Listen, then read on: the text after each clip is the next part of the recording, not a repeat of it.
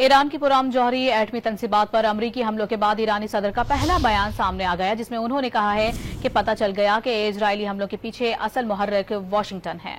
ईरानी खबरसां इदारे को इंटरव्यू में ईरानी सदर मसूद पज़ेश्कियान ने कहा कि अमरीका इसराइल की ताकत का मुशाहिदा करने के बाद मैदान में कूदा और अब दुनिया पर सब कुछ वाज़ेह है। ईरानी कौम अपनी सरजमी के तहफ़्फ़ुज़ के लिए कोई कसर उठा नहीं रखेगी। मसूद पज़ेश्कियान का ईरानी सरकारी खबरसां इदारे अरना को तफसीली इंटरव्यू कुछ देर में नश्र किया जाएगा।